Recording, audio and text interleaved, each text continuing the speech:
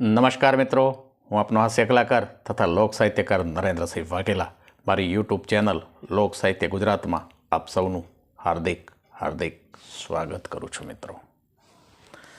મિત્રો હમણાં મગને છગનને કીધું કે છગન માન કે તને 2 મિનિટ માટે વડાપ્રધાન બનાવી દઈએ તો તું શું કર?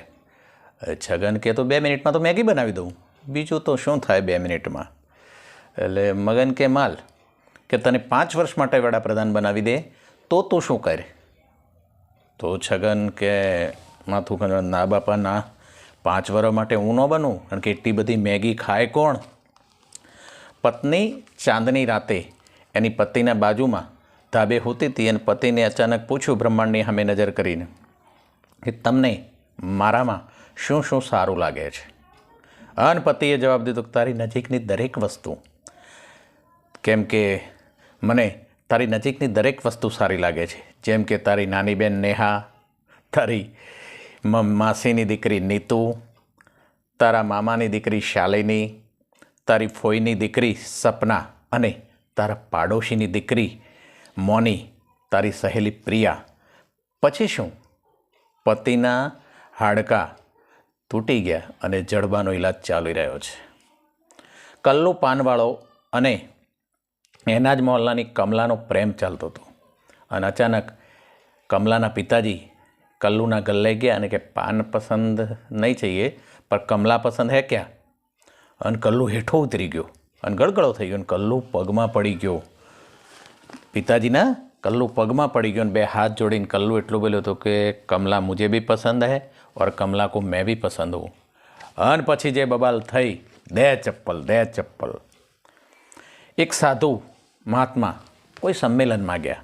હવે ત્યાં ટીખળી લોકો બેઠેલા એટલે એમની મજાક ઉડાવી. એટલે સંતે કીધું કે દેખો અમે ફકીર છીએ, હમ ફકીર હે, હમ સાધુ હે, હમારી મજાક શોભા નહીં દેતી આપકો. અને ઘડીભરમાં તો બધા આંધળા થઈ ગયા. અચાનક અંધારું થઈ ગયું અને કોઈને કાંઈ દેખાય જ નહીં.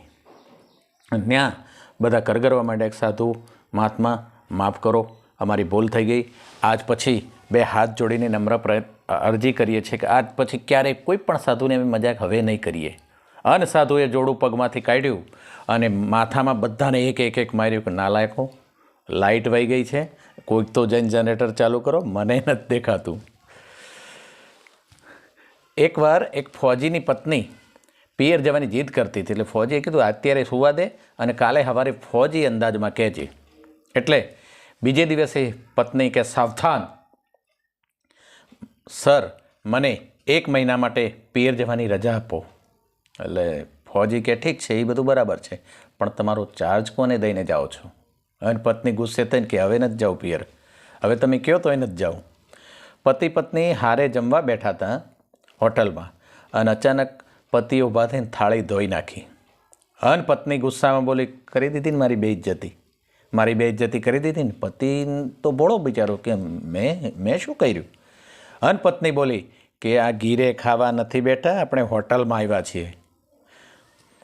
છોકરો છોકરીને કે મારી ગર્લફ્રેન્ડ થઈ જા ને. છોકરી કે શું કામ? તો કે છોકરો કે હું તને તારા માટે જીવ આપી દઈશ. તો છોકરી કે એક કામ કર, જીવ પછી દેજે, અત્યારે મારા મોબાઈલમાં 599 રૂપિયાનું રિચાર્જ કરાવી દે.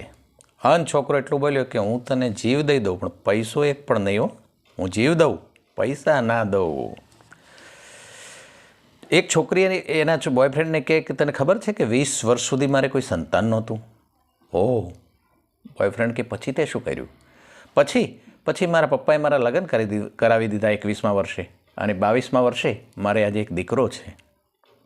એક મુર્ગો બારીમાં બેઠો એના બીમાર પડેલા માલિકને ટગર જોઈ રહ્યો હતો અને એ બીમાર માલિકની બાજુમાં એની પત્ની બેઠેલી. હવે પત્ની બાજુમાં બેઠેલી અને એને આમ કપાળે હાથ મૂક્યો એના પતિદેવને, એના આમ જોયું ને પછી કે તમને ખૂબ તાવ લાગે છો, તમને ખૂબ તાવ છે, એક કામ કરો, હું તમારા માટે ચિકન સૂપ બનાવી લાવું. અને મુર્ગો મૂંઝાણો અને એ મુર્ગો એટલું બોલ્યો કે શેઠાણીજી એક બાર તો પેરાસિટામોલ ટ્રાય કીજીએ. Thank you very much. મારી આ જ શૈલી આપ સૌને પસંદ આવતી હોય તો ચોક્કસ મારી ચેનલ લોક સાહિત્ય ગુજરાતને લાઈક, શેર અને સબસ્ક્રાઈબ કરશો મિત્રો અને કરાવશો. Thank you. Thank you very much. જય માતાજી મિત્રો.